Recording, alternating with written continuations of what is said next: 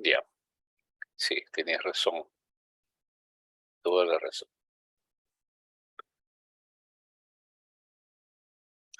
Entonces, rápidamente, entonces, estos son las definiciones de shock: trastorno de la perfusión tisular, alteración de la respiración interna a nivel mitocondrial, aporte de oxígeno insuficiente para satisfacer la demanda metabólica, y que tenemos 7 criterios muy importantes a considerar: la presión arterial sistólica menor de 90, pero hemos mencionado que no necesariamente tiene que tener menor de 90, pero sí signos de hipoperfusión, que la taquicardia es el que acompaña más frecuentemente, pero la bradicardia también en pacientes que tienen trastorno de conducción o un shock neurogénico puede estar presente la bradicardia más hipotensión, que la taquimia es una manifestación muy importante en el paciente crítico y más aún en shock, porque nos habla de que hay mayor requerimiento de oxígeno, que probablemente hay acidosis metabólica, y a veces han venido pacientes con insuficiencia respiratoria lo que tenían una acidosis metabólica severa por un shock séptico. El llenado capilar, menos de 2 segundos, se está tratando de protocolizar mejor esto del llenado porque nos habla de la microcirculación.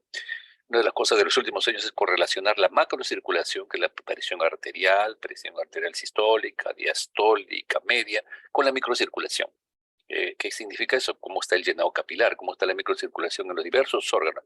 Pero el analizar la microcirculación a nivel de las extremidades es tremendamente importante, porque nos habla que si yo mejoro la presión arterial y el pulso, debe mejorar esa microcirculación. Si hay incoherencia en esa respuesta, eso me va a permitir que haya algo que no estoy corrigiendo adecuadamente. La evidencia de hipoperfusión tisular caracterizada por oliguria, menos de 0,5 mililitros por kilo por hora, es un dato muy importante. No digamos menos de 500, ni como oliguria, sino menos de 0,5 mililitros por kilo y por hora es un criterio de oliguria.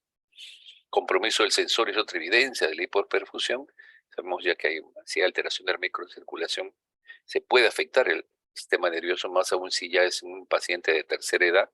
Puede ser que la desorientación, la confusión mental y la taquimia sean los primeros parámetros de un cuadro séptico en un paciente anciano. La confusión mental de un anciano puede, de forma indicio más o menos agudo, puede hablar de un cuadro infeccioso urinario, etc.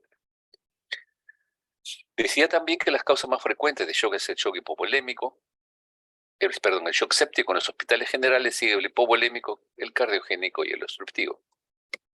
Y que nosotros desde la primera clase hemos hablado de lo fundamental que es desde el A, B, C, D, ¿no es cierto?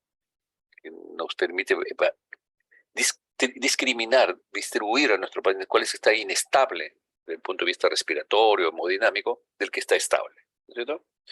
Y no podemos dejar de mencionar el control de la temperatura, que muchas veces la hipotermia es una manifestación del cuadro de shock, especialmente en la sepsis hay fiebre, pero puede haber hipotermia, ¿no es cierto?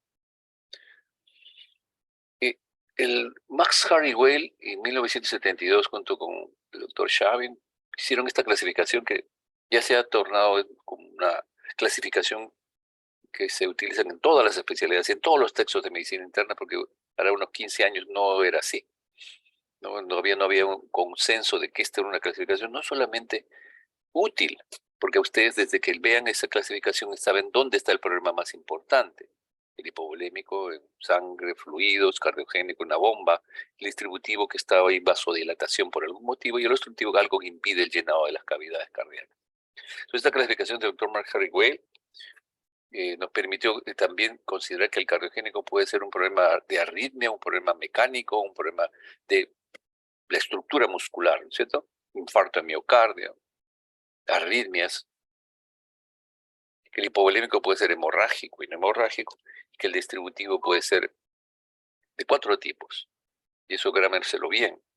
Puede ser séptico, que es una forma de shock distributivo, el shock anafiláctico, que es el muchas veces más conocido, que es un shock distributivo muy parecido a la sepsis, pero la diferencia es que aquí no hay una infección, sino hay un medicamento, un alimento, una droga que generó una vasodilatación. Y se llama distributivo porque hay una mala distribución del fluido, no es que pierde volumen, sino al haber vasodilatación hay una mala distribución y por lo tanto produce hipotensión.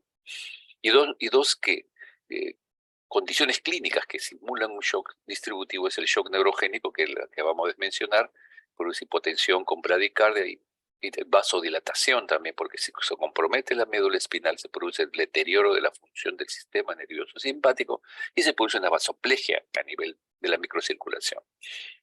y, la, Y la insuficiencia suprarrenal o insuficiencia adrenal. Sabemos que los corticoides o mineralocorticoides, pero fundamentalmente los corticoides, tienen un efecto a nivel de los receptores alfa. Es una función importante. Los corticoides sensibilizan a los receptores alfa al efecto de las catecolaminas. Y si no hay glucocorticoides, mineralocorticoides, especialmente glucocorticoides, definitivamente el efecto de esta adrenal sobre la presión arterial puede generar hipotensión, náuseas, vómitos, diarreas, hipotensión. El paciente es casos con condiciones bien interesantes porque cada vez más se usa corticoides y el paciente puede dejar durante mucho tiempo y si no se retira el corticoide lentamente siguiendo ciertos pasos, puede desarrollarse una insuficiencia suprarrenal aguda que lleva a un cuadro de confusión confundirse con un cuadro séptico. Y el shock obstructivo que fundamentalmente está relacionado al embolismo pulmonar porque se forma un trombo y impide el llenado de las cavidades cardíacas, el taponamiento también. Si se ocurre un sangrado en el espacio pericárdico en forma de volumen pequeño, pero abruptamente puede generar un shock obstructivo, porque no se deja llenar el ventrículo. Pero si se instala lentamente, podría haber un volumen mucho mayor. El neumotórax, atención, fundamentalmente está relacionado a que se desplaza el mediastino cuando hay un neumotórax de tensión hacia el lado opuesto y produce oclusión del sistema venoso. Por lo tanto, lleva un shock obstructivo. La pericarditis constrictiva también, pero fundamentalmente se comportaría ya como un shock más cardiogénico. Esta gráfica fue publicada en New England Journal of Medicine sobre una revisión de shock y me pareció muy importante siempre empezar, cuando hablamos de los diversos tipos de shock, yo toqué una vasodilatación fundamentalmente en el shock distributivo. Y uno puede ver las cámaras cardíacas a la ecografía, que cada vez la usamos más, usualmente contractilidad preservada. Aquí el problema es vasodilatación. Además, a veces puede estar el shock distributivo genera vasodilatación, rash y una serie de manifestaciones que ustedes la conocen, que la vamos a revisar rápidamente hoy. El shock hipovolémico, en la ecografía se ve que el volumen sanguíneo disminuido, hipovolemia, las cámaras cardíacas pueden ser pequeñas y una contractilidad muy frecuentemente alta, con taquicardia. La pérdida de plasma o volumen sanguíneo es lo que explica este shock hipovolémico. En el caso de shock cardiogénico, acá hay una pobre contractilidad cardíaca, ventrículos o cavidades cardíacas pueden estar crecidas, y esto puede estar asociado pues, a una falla ventricular, a un infarto de miocardio, una insuficiencia cardíaca, y que lleva un shock cardiogénico, ¿no? De igual manera, el shock obstructivo asociado al taponamiento, al derrame pericárdico. Aquí lo que se ve son ventrículos izquierdos y derechos pequeños, la vena cava inferior dilatada, el embolismo pulmonar es una condición también que da un shock obstructivo junto con taponamiento. Y el neumotórax, todos ellos generan una dilatación de las cavidades derechas y ventrículos izquierdos pequeños. Pero entonces la ecografía, cada vez más usamos ecografía en la etapa temprana de inicio, muchas veces ya hay algunas emergencias, ya tienen su eco para hacer un ecofaz o una evaluación un poco más profunda del comportamiento y poner el transductor en la caja tórax y ver cómo se contrae el corazón nos puede decir de qué condición, además del cuadro clínico, y nos corrobora en forma más o menos rápida la condición clínica que estamos manejando. Vamos a hacer una introducción sobre el shock hemorrágico, que es el tema que de introducción inicial fue para darnos una visión panorámica de lo que es el paciente inestable. Quizás empezando con, esta es una información que se publicó hasta el año 2017 de las causas de hemorragia y muertes relacionadas a la hemorragia en Estados Unidos y en el mundo. Aneurismas de aorta abdominal, hemorragia materna, es un problema de nuestro país también. El sangrado y la hemorragia gestacional, la hemorragia durante la gestación es una causa importante de muerte en nuestro país y eso tenemos que mejorarlo también. La enfermedad ulceropéptica y el trauma son las causas más importantes de shock hemorrágico, ¿no? Aquí las causas de hemorragia y número de muertes por año, y aquí el número de años de vida que se pierde, y ven ustedes, se acerca del aneurisma y 200.000 muertes casi al año, 70.000 gestantes mueren en el mundo, enfermedad ulcerosa 141.000, y por trauma, que es el más importante, ven ustedes, casi 1,5 millones, ¿no?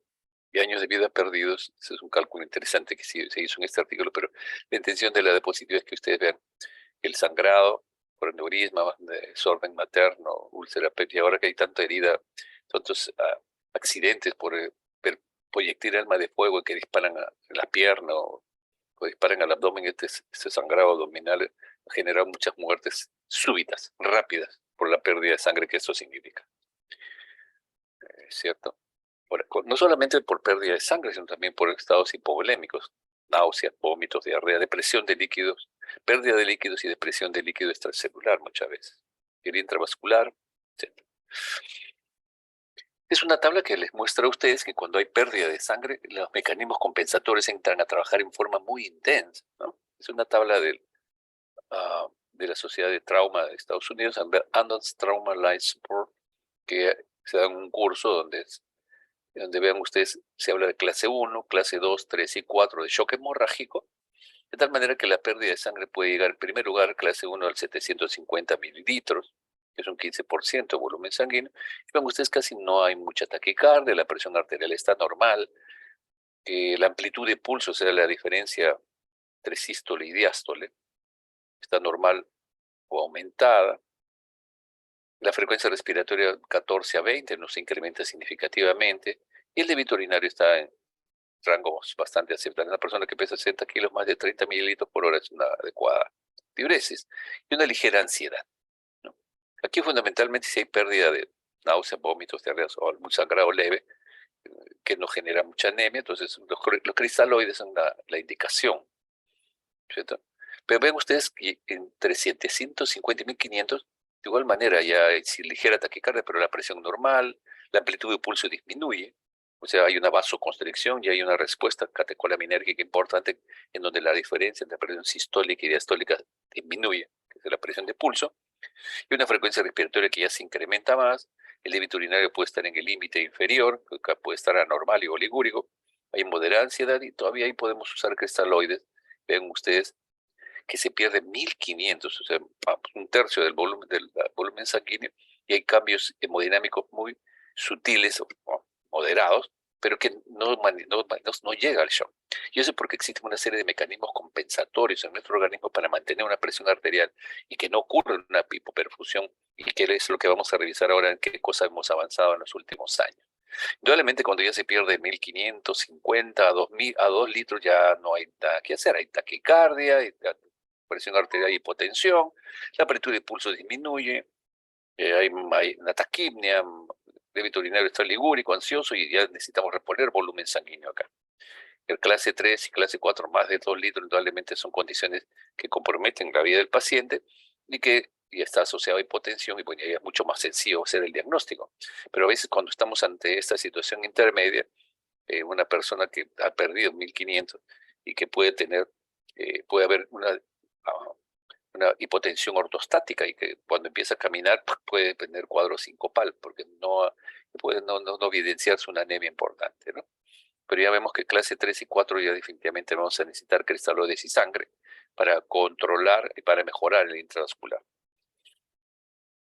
Esto ya ustedes lo han visto en el paciente politraumatizado, en donde se evidencia de sangrado evidente, muy importante en las extremidades, el torniquete, que el uso del ácido tranexámico en esa condición también. Sabemos que no podemos normalizar la presión en el politraumatizado, que no hay una hipotensión permisiva. La hora de oro es rápida institución de medidas para manejar la injuria traumática, porque en la primera hora es donde se establece, mientras más temprano, el control definitivo del punto de sangrado va a generar menos problemas. Una transfusión masiva, si es que fuera necesario, tenemos que tener cuidado para reponer el volumen sanguíneo y tratar la coagulopatía relacionada al trauma, ¿no? La ultrasonografía es un test muy importante para la detección de líquido libre en abdomen, que nos podría hablar de, si el paciente está anémico, podría estar sangrando el abdomen, o neumotórax si hacemos una ultrasonografía de pulmón. El uso del REBOA, de oclusión de aorta, en unos países, y especialmente en los sistemas de emergencia para hospitalaria, se utiliza para el control temporal de hemorragia no compresiva en fase temprana, ¿no? De las lesiones en la aorta, sangre total, esto se ha relacionado fundamentalmente al politrauma, y que puede generarse, si no se corrige tempranamente y solamente damos cloruro, generarse una coagulopatía, que tenemos que corregir también paquete plasma crioprecipitado, y si la hipotensión persiste va a generar acidosis metabólica, e hipotermia si le damos inclusive paquetes globulares o plasma congelado o helado. Entonces esta triada, hipotermia, coagulopatía, acidosis en el trauma es causa de muerte. De tal manera que tenemos que corregir rápidamente con componentes sanguíneos y cristaloides con temperatura adecuada para evitar que la hipotermia se inserte como un problema adicional dentro del esquema terapéutico que nosotros aplicamos. Indudablemente que la pérdida de sangre, hay depresión de glóbulos rojos, de factores de coagulación, de plaquetas, disminución también de la actividad de los factores de coagulación por acidosis e hipotermia, que altera la coagulación, esa es la acidosis y la hipotermia, y esto lleva a una respuesta simpático-adrenal, como hemos conversado, aumento de la vasoconstricción, activación de los neutrófilos, la lesión del endotelio y del glucocálix, que cada vez se utiliza, se conoce más, son elementos importantes en esta pérdida sanguínea que se hace presente, pero que si se corrige tempranamente puede ser reversible. La activación de la hemostasia local también, y si no se corrige adecuadamente, hay una injuria tisular e hipoperfusión con liberación de una serie de sustancias asociadas a la apoptosis celular o a la muerte celular y que pueden dar patrones moleculares asociados a daño, llamadas alarminas, activación de la proteína C y por lo tanto mayor eh, predisposición a la trombosis en la post-sangrado, inactivación de factor 5 o 8, liberación del activador epineural tisular y de la trombomodulina. Entonces esto genera una respuesta inflamatoria importante.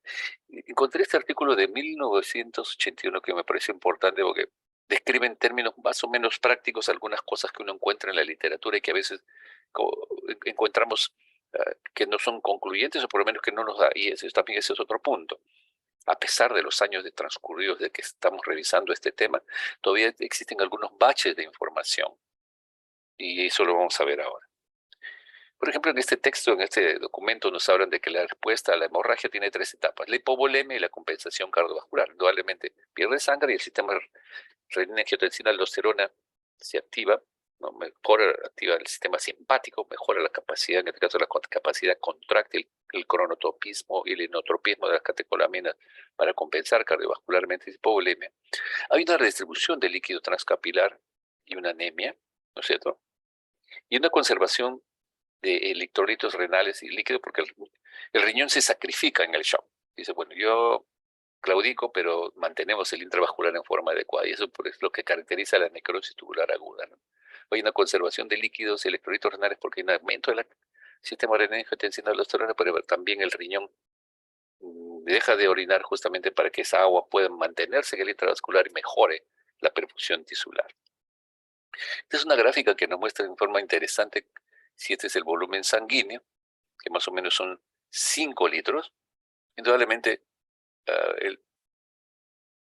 tenemos 3 litros 500 de agua, ¿no? Y 1500 de componentes sanguíneos.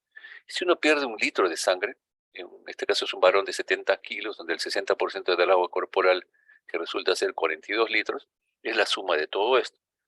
3.500, 13.500, acá es el caso 14 mililitros, 14.000, 14 litros y acá vamos 28, 42 litros de agua. 28 en el intracelular, 10 litros y medio en el intersticio y el intravascular fundamentalmente 3 litros 500, que es el plasma, porque los componentes sanguíneos vienen a ser 1.500 más o menos. Bien, entonces aquí es interesante ver cómo el intersticio pasa a ser un elemento clave de reposición transitoria de agua, vean ustedes, ¿no? Ya, no solamente eso, sino que inmediatamente que el paciente pierde un sangrado del 10% y llega al 20%, ¿no?, de volumen sanguíneo, ¿no?, que más o menos ya hemos conversado cuánto es el 1, 2, 3, 4, la frecuencia cardíaca se incrementa, hay un aumento de la resistencia vascular y puede caer, tendencia a la presión arterial a caer, ¿no es cierto? Y se mantiene el gasto cardíaco a pesar de la pérdida sanguínea. La presión venosa central disminuye.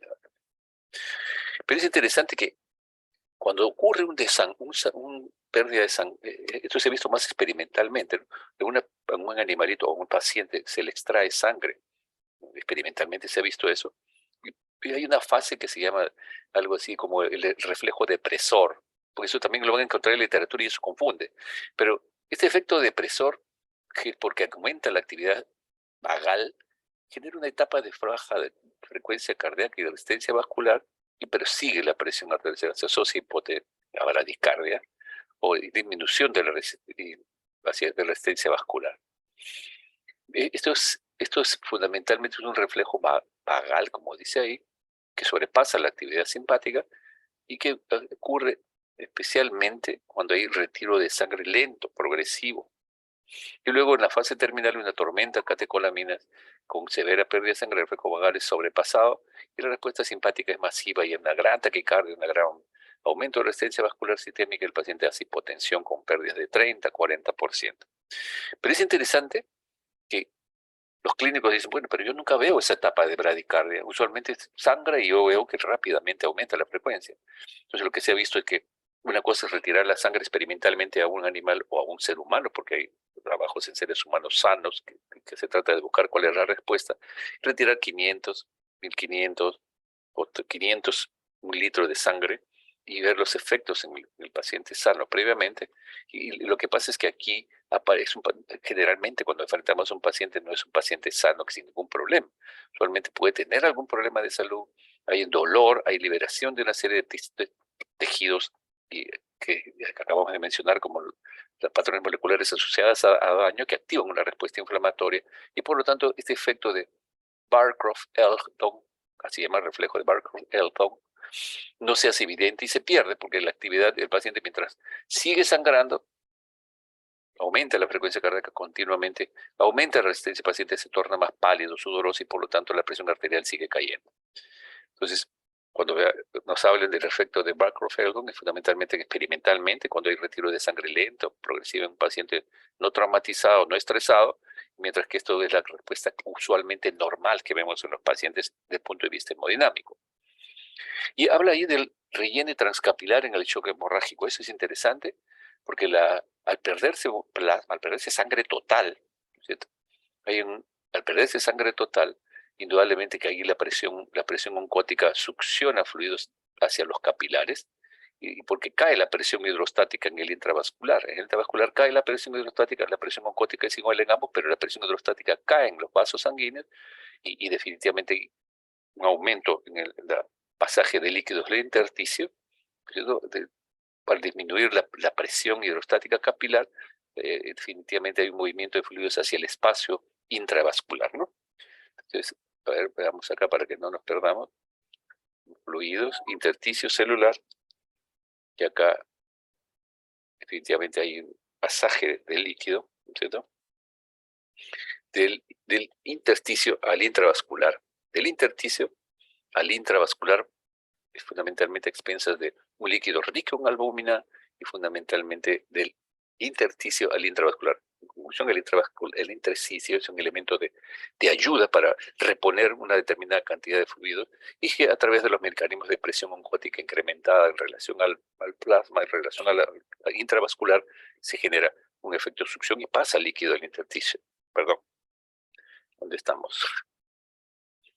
Uy, ¿qué pasó ahí? Ya estamos acá. ¿Qué más? Entonces, es cierto también que cuando miren ustedes cómo el volumen sanguíneo se pierde, rápidamente un relleno de fluido transcapilar que trata de compensar y puede llegar a compensar hasta un tercio de esa pérdida. Pero si no se corrige y no se repone sangre, la hipotensión y los signos de hipoperfusión tisular van a ser mucho más severos y por tanto la hemorragia progresa y el paciente puede perderse, ¿no? Ese relleno ha diluido la sangre, pero también es interesante que si uno repone los fluidos, eso puede reestabilizarse, ¿no es cierto? Y no solamente eso, sino que rápidamente la médula ósea empieza a generar eritropoyetina y se liberan a nivel de la médula ósea hacia sangre elementos mucho más jóvenes para mantener elementos formes. De otro lado, la activación del sistema renina-angiotensina retiene a través del sistema renina-angiotensina-aldosterona a replegar el intravascular al retener agua y sodio, ¿no es cierto? Pero estos mecanismos de relleno del intersticio a través de la presión códica no es el único mecanismo que explica por qué en el estadio 2 del shock hemorrágico, donde se pierden hasta 1500, de 750 a 1500, casi no haya manifestaciones. Y es que sabemos ahora que el sistema venoso no solamente es un sistema pasivo que lleva la sangre del corazón a las venas y las venas ya lo llevan al corazón derecho. El sistema venoso es tremendamente importante. Tiene el 70% del volumen sanguíneo y hay una distribución en nuestro organismo que en los últimos años, especialmente por el doctor Gelman, Simon Gelman, anestesiólogo, que ha insistido mucho en la importancia desde 2008 y quizás de antes, pero la literatura lo menciona a él como un elemento que ha reforzado el concepto de que la presión venosa, el sistema venoso, la sangre venosa, el volumen sanguíneo se distribuye el 70% en el sistema venoso y un 30% en el sistema arterial. Pero el sistema venoso, hay un volumen que cicla permanentemente y hay un volumen que se mantiene mucho más lento y eso se le llama volumen de no estrés. El volumen de estrés es el volumen sanguíneo normal y el volumen de no estrés es el volumen de reserva en el sistema venoso. Entonces la sangre arterial llega al sistema venoso, que es el que tiene el mayor volumen, y ustedes saben que por cada arteria tenemos dos venas, por lo tanto el volumen sanguíneo está más en las venas que en las arterias.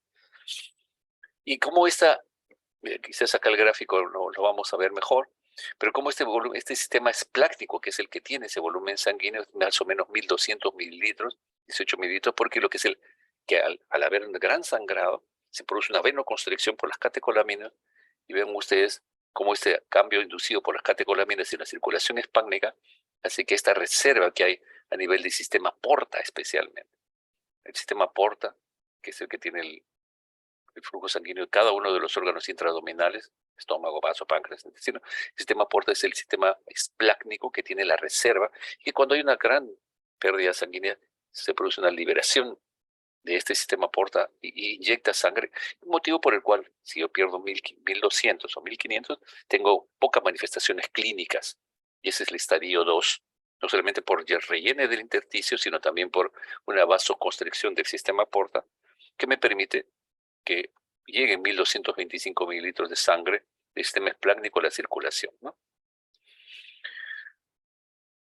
El sistema esplácnico indudablemente tiene receptores alfa, beta, y si bien es cierto, es importante en pacientes hipovolémicos reponer el volumen sanguíneo, es cierto también que pueden responder a los vasopresores y poder cada vez, se sabe, por ejemplo, que la noradrenalina en el shock séptico puede administrarse más tempranamente por este efecto venoconstrictor del sistema esplácnico que inyectaría líquidos, sangre del sistema esplácnico a la circulación sistémica. Eso lo vamos a conversar luego. Estuve revisando algunas cosas interesantes. Esto es un artículo de 2020, vean ustedes, que habla de un modelo matemático simple, cardiovascular, para el estudio de shock hemorrágico. No vamos a analizar esto, pero una causa de muerte en las batallas, entonces ellos hablan que se requiere todavía una serie de datos para poder entender mejor el shock hemorrágico.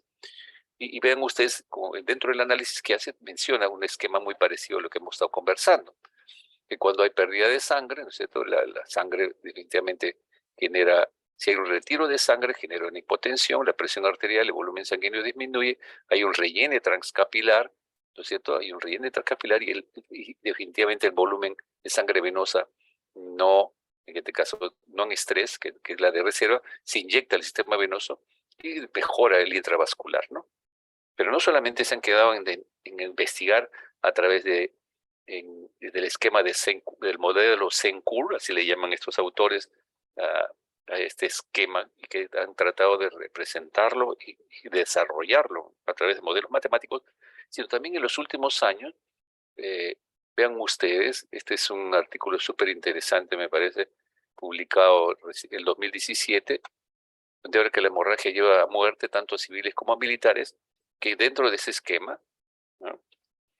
Vean ustedes, y esto lo dejo como un tema para revisar, pero siempre quiero yo que el estudiante, el médico de la Ricardo Palma esté a la orden del día. Se ha podido conseguir que si una persona se le introduce en una cámara de presión negativa, antes usábamos esto como ventiladores, una cámara de presión negativa, el abdomen inferior y las extremidades, puede simular un shock hemorrágico, porque al generar presión negativa no circula la sangre y simula como si hubiera una pérdida de sangre. Y a través de esos experimentos, a través de este experimento es que ha podido establecerse, en resumen, ustedes, que cuando nosotros tenemos pérdida de sangre, de hipovolemia central, el llenado cardíaco se reduce, hay una estimulación barroreceptora de una respuesta fisiológica o activación simpática y o vagal, que la respuesta compensatoria va a permitir pues una vasoconstricción periférica, aumentar la frecuencia cardíaca, la presión arterial y cerebral también a través de estudios de oscilación se permite ver cómo está. Hay trastorno metabólico por pérdida de oxígeno, el aumento del lactato y si se administra con el fluido o la sangre que se necesita, puede haber mecanismos compensatorios o los mecanismos compensatorios se logran a debilitar y ahí al final una vasoconstricción, presíncope, etc. Pero lo más interesante de este estudio de pérdida de sangre y la presión negativa abdominal es que han encontrado dos grupos de pacientes, aquellos que toleran poco tolerantes a la hipovolemia y aquellos que son muy tolerantes, ¿no? Y entonces, eso es otro dato interesante. O sea, tengo que investigar, mi paciente tiene riesgos de ser poco tolerante a la enfermedad cardíaca, su edad, no hace actividad física, tiene enfermedad periférica, etcétera. Y voy a tener que reponer indudablemente paquetes globulares, plasma, ¿cierto? Plaquetas.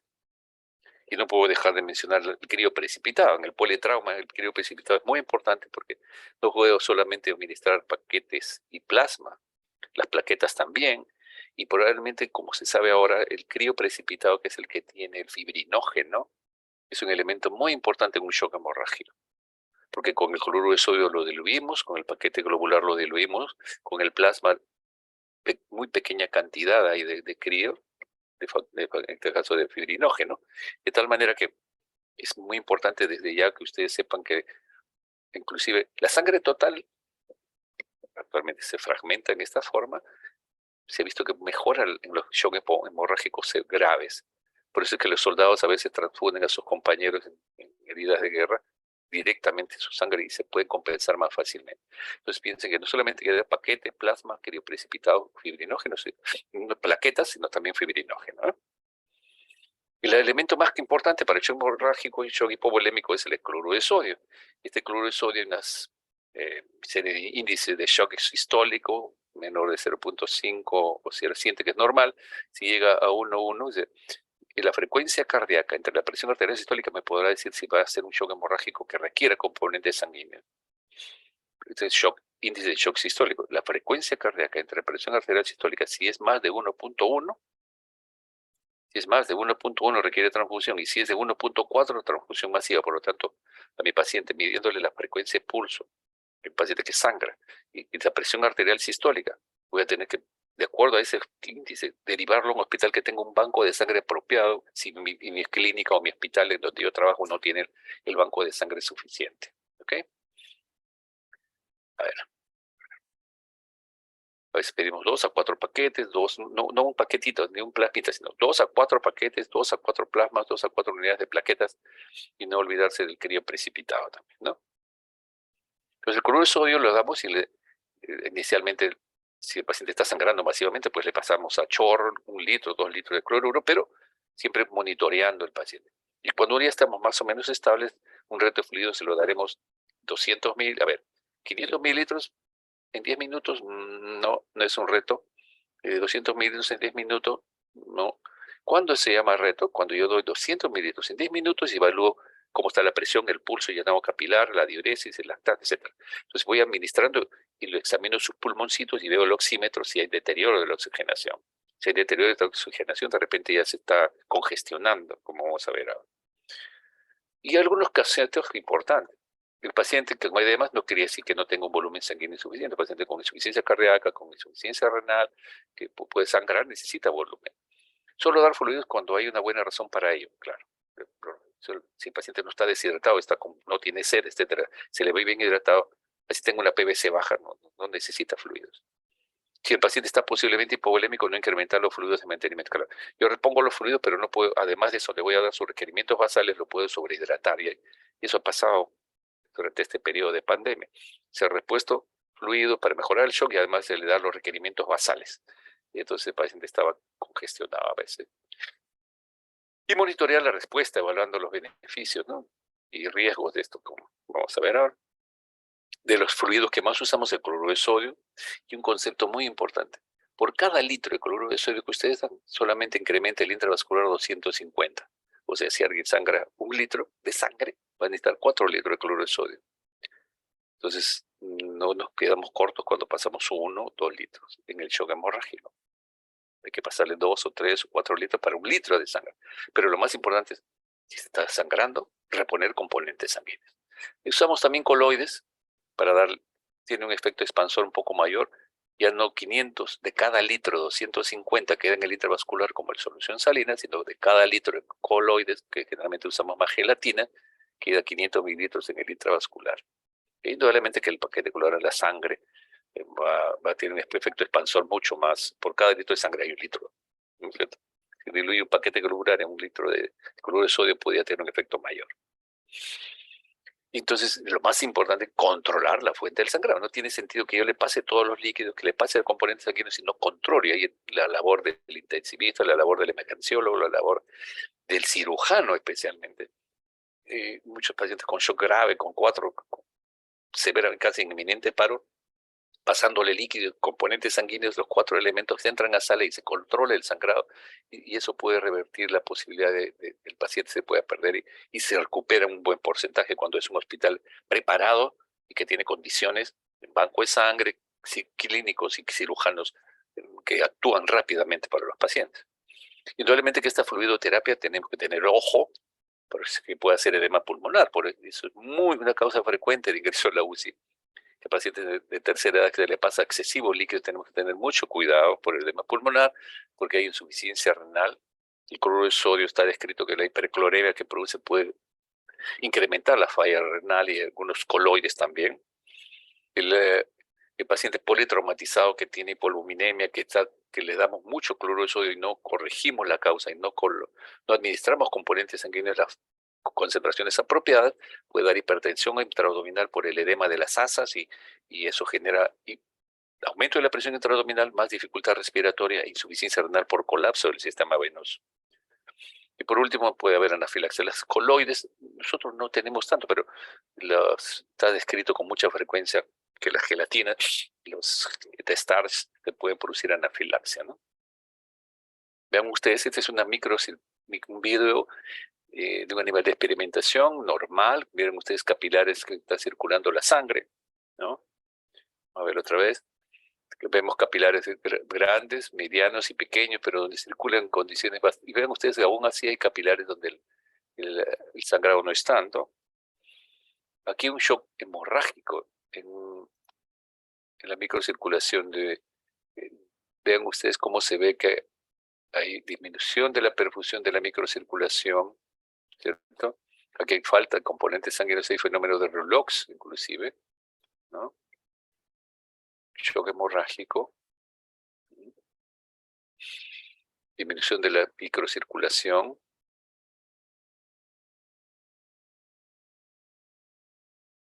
A ver.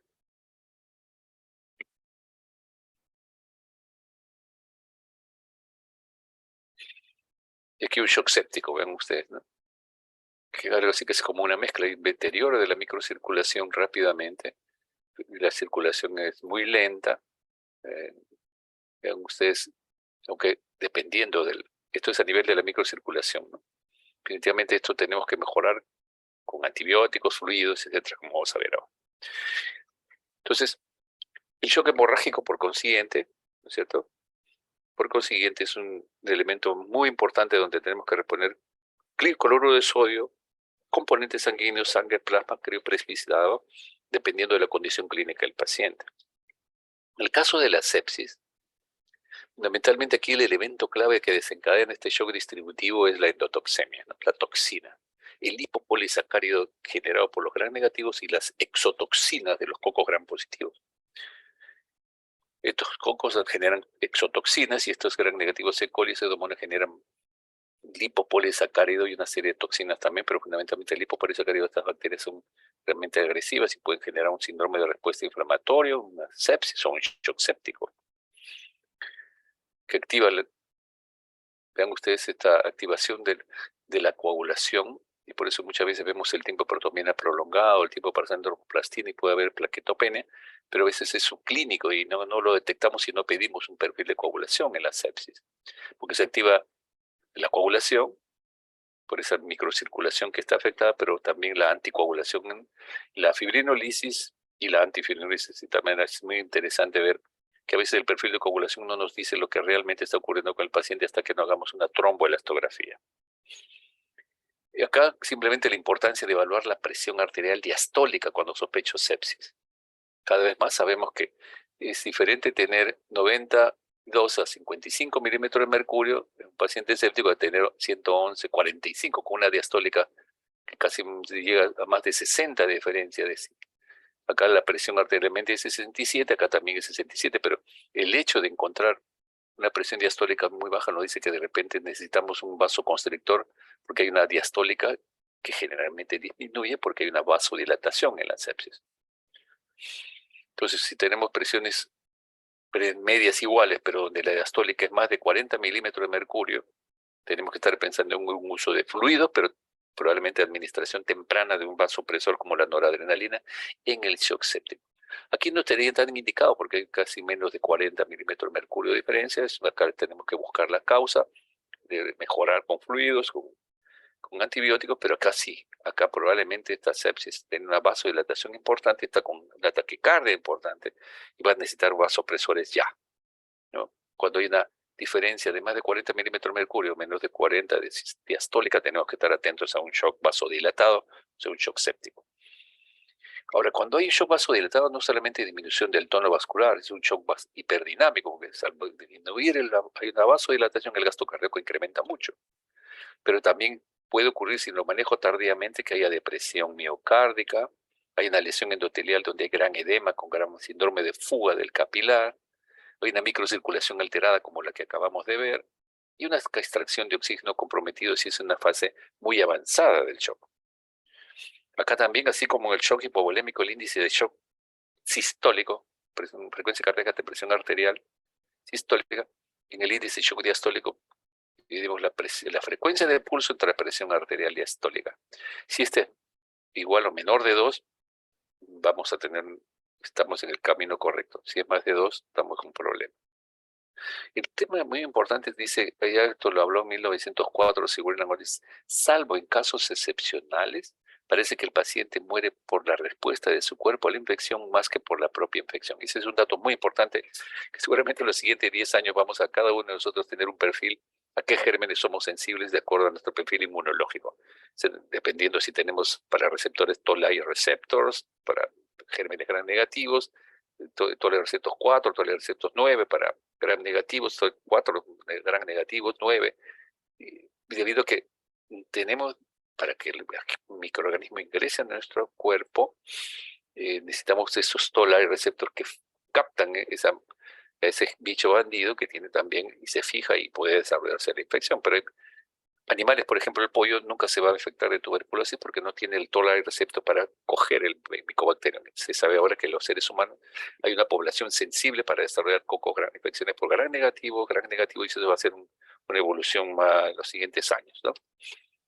Los pacientes pueden tener neumonías, el paciente puede tener un absceso pulmonar, ¿no?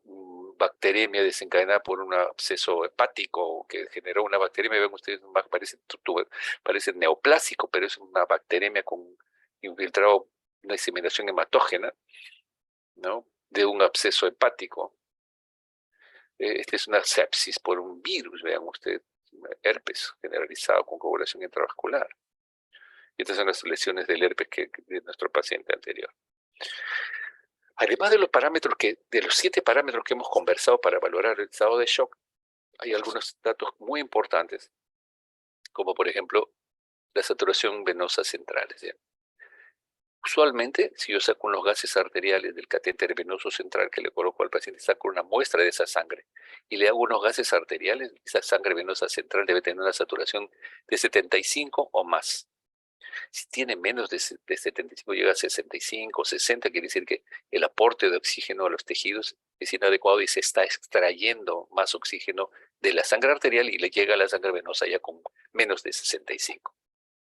La diferencia arteriovenosa de CO2, igual, en ese AGA que saco de la catéter venoso central, lo comparo con mi AGA arterial y la diferencia del PCO2 de la sangre arterial menos la PCO2 de la sangre venosa del catéter venoso central, que se haga esos gases arteriales, que le hago esa muestra de sangre, debería, si es más de 6, quiere decir que hay signos de hipoperfusión, no está llegando la cantidad de oxígeno al pulmón adecuadamente y por consiguiente está reteniendo más CO2. Una hemoglobina es muy importante, menos de 7, transfusión entre 7 a 9. Usualmente somos de la tendencia de en este caso conservadora, restricción a las transfusiones, porque las transfusiones traen una serie de problemas, aumentan los riesgos de infección y si está entre 7 a 9, el transporte de oxígeno es inadecuado. No es que tengo que normalizar la hemoglobina, solamente normalizamos cuando tienes un paciente coronario o un paciente con severa insuficiencia respiratoria, pero fundamentalmente coronario es de la clave en los pacientes, ¿no? Un paciente muy anciano. Lactato más de 4 es otro criterio. Y los fluidos que administramos es el cloruro de sodio, lactato de Ringer, y existen algunos otros productos que vamos a ver ahora, plasma-LAE, ¿no? El plasma no lo usamos mayormente ya para reponer fluidos, fundamentalmente usamos cloruro de sodio que tiene un pH ácido, el lactato un poco menos, y definitivamente aquí es mucho más fisiológico el lactato que el cloruro, ¿no? Esta es una solución discretamente hipertónica. Pero junto con la glucosa sola no me sirve como expansor plasmático, es mejor usar cloruro de sodio al 9 por mil. La dextrosa sola no debo usarlo para una fluidoterapia, solo la dextrosa al 5, a no ser que le ponga dos ampollas de hipersodio al litro de cloruro, se comporta ya como una cloruro de sodio con glucosa al 5. El cloruro de sodio al 9 por mil es lo que más usamos, ¿cierto? El lactato de Ringer, el plasma-LAE, son sustancias que se consideran ahora como cristaloides mucho más fisiológicos, ¿no? Y que tiene la albúmina que cada vez se usa más, estamos en los pacientes hipoalbuminémicos, desnutridos, ancianas con hipoalbuminemia. El Dextran 70 y 40 cada vez se usa menos por los riesgos de insuficiencia renal. Las gelatinas succiniladas o de puente de fibra también, el Emacel, el Quelofundin, se usan como expansores plasmáticos, ¿no? El hidroxetilalmidón solamente a nivel perioperatorio en los países de Europa, pero en general lo usamos muy poco, ¿no? Y las soluciones balanceadas, que es a eso que me refería con el plasma-LAE, lactato Ringer, las soluciones balanceadas es un tema de controversia. Ahora sí pueden ser mejor que el cloruro de sodio, porque el cloruro de sodio es una solución ácida que es ligeramente más hipertónica y que está asociada a la hipercolemia, se ha visto asociada a algo grado de insuficiencia renal, pero en el mundo se sigue usando el cloruro de sodio porque no hay todavía estudios contundentes que nos digan que las soluciones balanceadas son mucho mejor que el cloruro de sodio. Tenemos que usar en estos pacientes sépticos, además de fluidos, profilaxia para la tromboembosis, enoxaparina subcutánea, úlcera de estrés, omeprazolo, ranitidina, etc. Importancia del chelizón en este caso. Y saben ustedes que el Día Mundial de la Sepsis es el 13 de septiembre. El doctor Max Harry Weil, que es el que habló de la clasificación de shock, Joseph Parillo, que fue director de de la revista de Sociedad Americana de Terapia Intensiva, y teníamos acá al doctor Max Harry Weil, que es cuando él estaba mucho más joven. Vean ustedes, acá está el doctor Jean Levanza, que es un investigador tremendo en estos momentos. Una autoridad, ha sido presidente de la Federación Mundial y hace muchos trabajos de sepsis. El doctor Beso fue presidente venezolano, bueno, es venezolana, pero llegó a ser presidente de la Federación Mundial. Y menciono este nombre porque el doctor Moisés Carpio Terraza es un intensivista peruano formado por Max Harry Weil. En nuestro país tuvo 2 años con nosotros, nos enseñó muchísimas cosas, pero tuvo que viajar otra vez a Estados Unidos porque las normas de apoyarlo en el hospital no fueron las más flexibles, ¿no? Cerca de la sepsis está este diagrama de infección, sepsis y SIRS, que fue publicado por el doctor Bond en 1992, fue un paso muy importante para ordenar los conceptos de sepsis. El doctor Bond falleció, doctor Bond, y de partir del año 2004 un grupo liderado por el doctor Friedrich Denninger habló sobre las guías de la campaña de la sepsis, manejo de la sepsis y shock séptico el 2004, el 2008 otras guías más actualizadas, y el 2004, 2008 y el 2012 las guías, el doctor Friedrich Denninger junto con Michael Levy establecieron normas para manejar más ordenadamente la sepsis, y ya en el 2012 ellos hablaban de que teníamos que medir el lactato tempranamente, si este es más de 2 milimoles, volverlo a medir, obtener hemocultivos previa a la administración de antibióticos, administrar antibióticos de amplio espectro de acuerdo al germen que estamos pensando, si es una infección extrahospitalaria o intrahospitalaria, inicio de remediación rápida de fluidos, si hay una hipotensión asociada a 4 del lactato. Ellos me hablaban de 30 mililitros, pero cada vez eso ha sido más cuidadosamente analizado y cada vez se usa con menores volúmenes. Y aplicar vasopresores si está hipotenso o después de una resucitación de fluidos para mantener una media de 65. Es el momento cero, el momento de la presentación. Inmediatamente que me llega el paciente, mido el lactato, tomo los hemocultivos y si creo que es una sepsis, le inicio antibiótico después de tomar los cultivos, y pues no puedo tomar los cultivos porque no tengo los tubos, le inicio antibiótico. Dentro de la primera hora, como vamos a ver ahora. Entonces, una serie de documentos de protocolos de sepsis, donde se mide el ácido láctico, se hace checklist, se toman los hemocultivos antibióticos dentro de la primera hora de identificación, resucitación de fluidos, mínimo 30 mililitros, pero cada vez, como vamos a ver ahora, se está reevaluando. Si es que se consultó al coordinador de sepsis, el lactato se midió 3 horas después y se inició vasopresor. Temperatura, frecuencia cardíaca, frecuencia respiratoria, presión arterial, examen cardiopulmonar, evaluación de pulso periférico, piel, relleno capilar y examen de la piel. Y cuando está la perversión venosa central, cómo está la saturación venosa central, y el ultrasonido cardiovascular ultrasónico es muy importante, ¿no? Guías de otros países, el día de la sepsis, 13 de septiembre de 2021, el consenso de sepsis, sepsis 3, que fue un documento muy importante, ¿no? Y cada vez más se ha ido, cada uno de los países, acá en Inglaterra, las unidades dentro de la investigación en los sistemas informáticos para incluir la sepsis como un problema de salud pública, ¿no? La epidemiología de la sepsis en el critical care para aplicar los criterios de sepsis en la historia electrónica. La sepsis se define como una disfunción orgánica potencialmente mortal causada por una respuesta desregulada del huésped a la infección. Como decía hace muchos años, a veces, si bien es cierto, es la infección, el germen muy agresivo, muchas veces es la respuesta inflamatoria excesiva del paciente el que genera. Y es lo que ha pasado con el COVID. COVID es muy agresivo, pero es la respuesta individual de cada paciente que genera inflamación, y lo que necesita es darle soporte hemodinámico, soporte respiratorio hasta que pase la inflamación. Para la operación clínica, la disfunción orgánica puede tener un aumento de puntuación del SOFA, ¿no? No usa el SOFA para ver si hay disfunción o no, pero nuevamente, la sepsis es la disfunción orgánica potencialmente mortal causada por una respuesta desregulada del huésped a la infección. Otra aplicación del bundle, todo lo que hemos conversado, la hora cero, oxígeno, fluidos, hemocultivos, inicio de antibióticos, lactato y monitorear la diuresis, ¿no? El 2021 la sobrevivencia de la sepsis también nos dio algunas normas de cómo la implementación de programas de mejora en el diagnóstico precoz de la sepsis pueden disminuir la mortalidad. Eso ha sido ya demostrado. Hay una serie de trabajos que demuestran que si se educa al médico, se educa a los residentes, se educa a los asistentes, la mortalidad va a ser menor y va a trabajarse mucho mejor. El uso del KIP SOFA parece que ya no es tan útil, pierde sensibilidad y especificidad, y más bien se debe usar el NIUS o el MIUS. El diagnóstico de sepsis se ha evaluado en 2017 en una serie de grupos médicos y realmente es muy bien subjetivo y altamente, algunos dan mucha importancia a los leucocitos, otros a la fiebre, y a veces una pancreatitis no tiene infección y le dan antibióticos cuando lo que hay que dar es soporte, porque la pancreatitis es una respuesta inflamatoria sistémica porque son enzimas que inflaman. No necesita antibióticos a no ser que tenga una vesícula infectada, ¿no es cierto?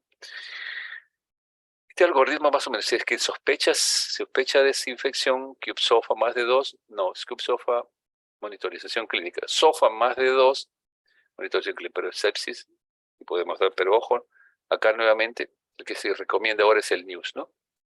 que está relacionado a un sistema de puntuación, frecuencia respiratoria, saturación, oxígeno, presión sistólica, pulso, que nos da una idea de cómo está la sepsis y en qué grupo está nuestro paciente. Indudablemente no podemos dejar de pedir hemogramas, hemocultivos, de la excreción bronquial o de los cultivos, gases arteriales y venosos, el lactato, el sedimento urinario, glucosa y la creatinina para ver la función renal, los electrolitos, sodio, potasio, calcio, fósforo, magnesio. Ya vemos también que a veces estos están alterados. Y perfil hepático, coagulación y la PCR, procalcitonina y la proteína C reactiva como elementos de inflamación. La ecografía es un elemento muy importante cada vez más que tenemos que entrenar a los médicos para maniobrar inicialmente al paciente, porque se puede hacer ecografía pulmonar y detectar si el paciente está con neumotórax, tiene un edema pulmonar. El impacto de la implantación código sepsis. Este ordenamiento nuevo, de acuerdo a las guías clínicas y de acuerdo a trabajos realizados en países europeos, la implementación del código sepsis, que son esas hojas que ustedes han visto, que hay que poner checklist de lo que nosotros hacemos, el código sepsis intrahospitalario en la prescripción de antibióticos y el resultado, la detección precoz, optimización del tratamiento. Entonces, esto va a permitir una menor mortalidad, ven ustedes. Antes de aplicar el código sepsis, mortalidad estaba por acá, y luego de aplicar, la mortalidad disminuyó muchísimo. Código sepsis en el departamento de emergencia, igual. Cuando se aplica, la mortalidad es mucho menor, ¿no es cierto? Kaplan-Meier, cuando se aplica el código de sepsis, ¿no? Se debe medir, de acuerdo a estas guías del Soravien Sepsis Combined del 2021, el lactato en pacientes con sepsis. La fluidoterapia dice que darle 30 mililitros en 3 horas, pero cada vez más el debate debe ser 200 mililitros en 10 minutos, porque no podemos darle a todos como si fuera a todos zapatos número 36, ¿no es cierto? Tenemos que, de acuerdo al pie, dar un volumen de fluidos apropiado, ¿no? Uso de la disminución del lactato como guía también es importante, el tiempo de lleno capilar y signos de perfusión. Historia clínica, si hay sed, pulso, frecuencia, llenado capilar, y vamos avanzando. Vean ustedes la puntuación del moteado, ¿no? Esto habla también de la microcirculación, además del llenado capilar. Si el moteadito solamente está en el centro de la rodilla, si coge toda la rodilla, en el tercio inferior del muslo, o llega a la mitad del muslo, o si llega hasta la ingle, esto nos habla de pronóstico, ¿no? 2 representa área de moteado que no excede el borde superior de la rotura. Nos habla de la severidad y también son parte del monitoreo que tenemos que hacer. Se sugiere, si ya doy fluidos y inicio vasopresores, cargas adicionales, hay que valorarlas e interrumpirlas en caso aparezca el signo de sobrecarga de volumen, o sea, crepitantes en el pulmón, en la base, o deterioro de la oxigenación. ¿Cierto? Recomendamos una presión arterial media de 65 como objetivo en el shock séptico. Para adultos con sepsis, sugerimos admitirlos dentro de las 6 primeras horas, dice esta guía. Para la evaluación continua y investigación de alternativas, claro. Si estoy convencido que es una sepsis, pero si tengo dudas, investigo qué otras alternativas y podría discontinuar la antibiótico terapia en 24, 48 horas de una vez que tenga confirmado que hay otra infección o que es viral, como ocurrió con el COVID. Iniciar antibiótico terapia dentro de la primera hora de reconocimiento se ha visto que genera una menor mortalidad. Y no se recomienda la procalcitonina para ver si de inicio o no antibiótico. Es el cuadro clínico y la toma de cultivo es lo que me va a permitir reforzar la sepsis o no. A ver, acerca de la duración de los tratamientos, cada vez más no necesitamos dar tratamientos por 2 semanas. Miren ustedes, 8 días, otro 15 y no hubo diferencia en una neumonía. 8 días sobre neumonía, 8, 15, 3 de 8, 7, o sea, cada vez más la tendencia es a dar un antibiótico apropiado y por corto tiempo, no más de 7, 8 días, ¿no? ¿Ok? Una bacteremia, 5 o 10 días, y no hay diferencia en la mortalidad. Entre 5 a 7 días es un esquema bastante interesante. Infección abdominal, 8 o 15 días. Urinaria, 5 días, 10 días. Entonces, cada vez más cobertura, dosis apropiadas de antibióticos, dosis de acuerdo al peso y a la talla. Hay que medir y pesar a los pacientes para poder dar rápido control del problema infeccioso, y si es necesario operar, hay que operar dentro de las 6 a 12 siguientes horas, ¿no?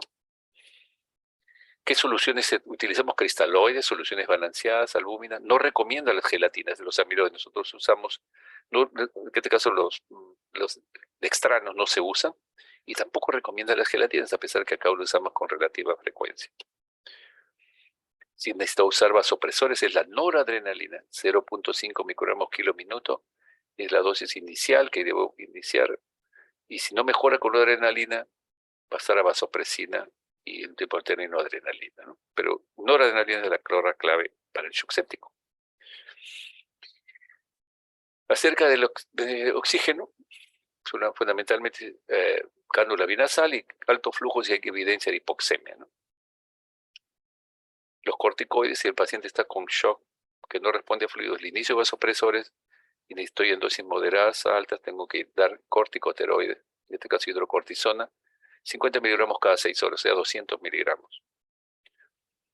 Es interesante cómo los españoles han elaborado han estado trabajando muchos años sobre este tema del código sepsis y actualmente están usando Big Data, inteligencia artificial y Machine Learning en sepsis.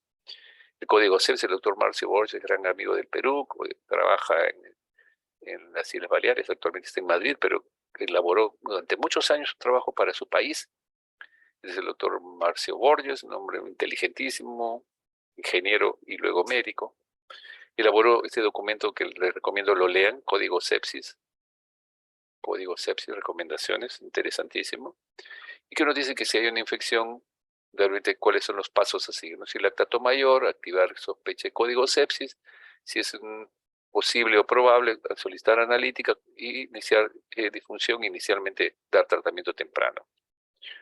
Ven ustedes cómo ellos trabajaron desde el 2006, estamos en 2023, hasta la información de 2018, el porcentaje de pacientes con sepsis que fueron hospitalizados cada vez ha disminuido y ven ustedes cómo fue la mortalidad. 37% en 2005 y actual en 2018, 13%, y por ahí están en este momento. 12 a 13% en un shock séptico es un tremendo éxito, ¿no? Estos son los pasos a seguir: detección precoz, diagnóstico y manejo integrado y seguimiento, ¿no? Indudablemente que hay pacientes que van a desarrollar un proceso inflamatorio crónico y eso se conoce como el paciente PIC, una inflamación persistente, inmunosupresión, síndrome catabólico que genera una respuesta inflamatoria persistente en el paciente séptico muchas veces. ¿Qué necesitamos para tener manejar el cuadro séptico en forma inteligente y con un programa de capacitación en los centros, trabajar integrado a las sociedades médicas, medicina interna, infectología, SOPEMI, que es la Sociedad Peruana de Medicina Intensiva, historias clínicas para detección precoz? Las historias clínicas actuales tienen que ser modificadas un poco útiles para base de datos sólidas, evaluación a través del tiempo. Actualmente se está conformando un grupo de trabajo para la sepsis a nivel de la Federación Panamericana Ibérica para tener una base de datos bien elaborada. El cumplimiento de los costos y la mortalidad, información de la Comisión de Salud, es muy importante. Los españoles trabajaron con el Congreso, con la Comisión de Salud del Congreso, y llegaron a establecer a nivel nacional una serie de medidas para disminuir la mortalidad de la sepsis, que es una pandemia actualmente. La evaluación de los pacientes que sobreviven a la sepsis, costos, implementación de la Big Data, inteligencia y la experiencia de la pandemia para su implementación. Algunos avances. Sabemos ahora que hay algunos gases que median la respuesta inflamatoria de la sepsis, especialmente el sulfuro de hidrógeno, en donde la vitamina B12 podría estar en el futuro jugando un rol en el tratamiento. Y hablemos ahora de unas formas rápidas ya para acabar. Les agradezco por su paciencia. Ya vamos a acabar. Vean ustedes otras formas de shock distributivo. Habíamos hablado del shock hemorrágico, hipovolémico, y del shock distributivo, el séptico, el shock neurogénico, hipotensión y bradicardia, y evidencia de disfunción autonómica, ¿no? Entonces, la manifestación de esto es variable y rápidamente progresa a injuria o muerte si es que uno no corrige rápidamente la hipotensión. Puede ser abolido por un tratamiento de la estructura neuroanatómica, ¿no? Probablemente, si hay sección medular, descomprimir esta zona, y esto está relacionado al sistema nervioso. Shock espinal y shock neurogénico. Este autor diferencia pérdida transitoria de los reflejos y la función sensiromotora por debajo de la injuria, es una pérdida del tono simpático. Shock espinal no hay shock. Acá en el shock neurogénico hay, en oposición al control parasimpático. Acá hay hipotensión, bradicardia, dificultad para respirar, disfunción vesical intestinal. Acá hay problema autonómico, hay hipotensión ortostática y trastorno de la temperatura. Acá hay dificultad respiratoria. Parálisis flácida varía con la injuria. Entonces, lo concreto es que este es shock asociado a bradicardia por lesión y que puede ser sepinal o neurogénico. El shock anafiláctico es otra forma, ¿no? Síntomas de piel, síntomas respiratorios, secreción nasal, congestión. En la piel puede haber picas, prurito, enrojecimiento, edema de labios, lengua y úvula, edema periorbitario, inflamación. Síntomas gastrointestinales, un 45%, náuseas, vómitos, diarrea, dolor mental, y síntomas cardiovasculares, hipotensión, síncope, incontinencia, ¿no? Aquí el pacientes de alto riesgo son aquellos que tienen alergias, enfermedad respiratoria, asma, retraso de la administración de adrenalina, haber padecido reacciones anafilácticas y edad avanzada. Y aquí el tratamiento en el shock anafiláctico. En el caso del shock neurogénico, fluido sin mejorar la presión arterial con vasopresores, noradrenalina, y con el shock anafiláctico, la adrenalina 1 miligramo, según el 1000, un tercio de ampolla o la mitad, subcutáneo inicial, y si no mejora, intramuscular o endovenoso. Se puede asociar en casos severos hidrocortisona, 250 miligramos, STAT, y antihistamínicos en dosis apropiadas, ¿no? El shock asociado a la insuficiencia suprarrenal, hidrocortisona en 50 miligramos cada 6 horas, hidratación para las náuseas, vómitos y dolor abdominal que genera, y corregir las alteraciones hidroelectrolíticas para evitar la disfunción renal. Muchas gracias. El objetivo de la presentación es darle a ustedes una visión de lo que es el shock hemorrágico, ¿no? ¿Dónde estoy? ¿Dónde estoy? Acá está. A ver.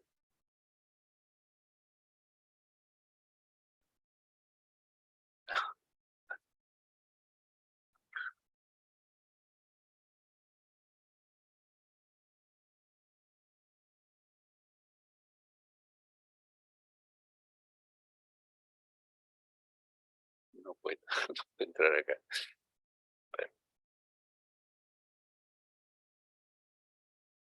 ¿Me están escuchando? Sí, doctor, sí se le escucha. No sé por qué no puedo entrar acá.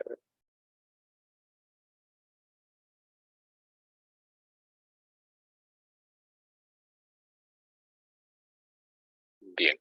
El objetivo era presentarles a ustedes el shock hemorrágico, ¿cierto? A ver.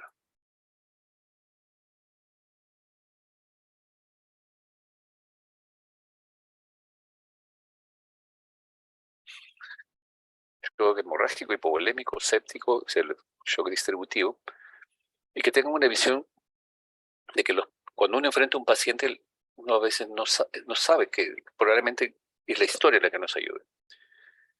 Y seguramente si el paciente está pálido, sudoroso, uno sospecha que hay evidencia de sangrado digestivo por tacto rectal, puede uno sospechar. Pero definitivamente la evaluación inicial del ABCD es clave, ¿no? La evaluación, la historia clínica me va a permitir definir si estamos ante un shock hipovolémico, hemorrágico o distributivo, aunque la parte clínica, en los pacientes con shock hemorrágico, hipovolémico, el gasto cardíaco está bajo y la resistencia vascular sistémica está elevada, como hemos podido ver en los cuadros. Por lo tanto, el paciente se le ve pálido, con vasoconstricción, signos de hipoperfusión, piloerección y sudoración fría. Y probablemente no hay incurgitación yugular porque está hipovolémico. A diferencia de lo que ocurre en el shock vasodilatado, el paciente se le ve febril, rubicundo, pero puede estar hipotenso. Igual que el shock anafiláctico. El paciente está hipotenso, pero está rubicundo por el rash que genera a veces una vasodilatación generalizada. De manera que, ¿dónde estoy? Bueno, entonces, mis queridos alumnos, no sé si habrá alguna pregunta de parte de ustedes. Sí, doctor, una consulta. Dígame. Sí, en caso de aplicar, o bueno, cuando se le va a colocar los paquetes globulares, ¿se tiene que tener cuidado en alguna temperatura? Por ejemplo, los frascos o cuando se le va a colocar cloruro, algunos lo entibian, ¿no? Sí, No sí, sé sí. si en Bueno, caso de los paquetes también algo se tiene que hacer o simplemente hacerlo un poco lento para no bueno, causarle capaz una hipotermia. sí, muy buena tu pregunta. El asunto es que idealmente deberíamos tener posibilidades de sistemas de hay sistemas en el mundo que generan, que calentan la sangre, que voy a transmitir, que voy a transfundir. Entonces, a lo más se le va pasando, generalmente viene congelada la sangre realmente. Entonces, usualmente se ponen paños de agua, paños calientes, y ahí se guardan transitoriamente mientras se va preparando, mientras el paciente no lo necesita inmediatamente porque se nos muere, y se le puede esperar algunos minutos, se pueden poner en paños calientes y poder calentar esto, ¿no? 1, 2, a veces puedo calentar un frasco de cloruro y pasarlo simultáneo junto con la sangre. Pero sí idealmente es que el paciente que está hipotérmico, con shock, etcétera, los fluidos que debemos pasarle deberían ser por lo menos entibiados, no tener frío, no estar congelado ni la temperatura por debajo de la corporal. Porque definitivamente la hipotermia genera más problemas en el paciente con shock hemorrágico, eso es cierto. Sí, hay sistemas de calentamiento que existen en el mundo, pero que todavía no disponemos con facilidad en nuestro país, ¿no? ¿Alguna otra pregunta, jóvenes? ¿Alguna otra pregunta? No sé cómo entrar acá, qué barbaridad. A ver, votación.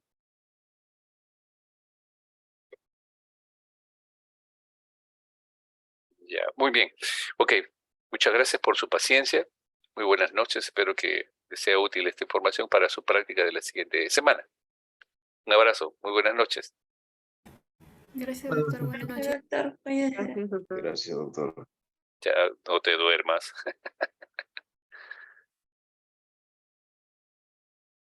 No sé por qué no puedo.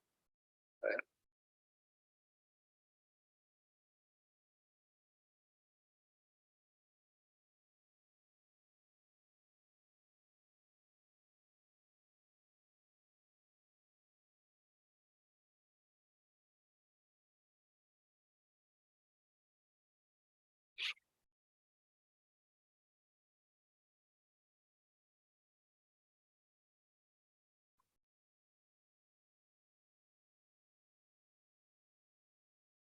Ajá, esto era lo que quería. Bye bye. Gracias, doctor, cuídese. Ah.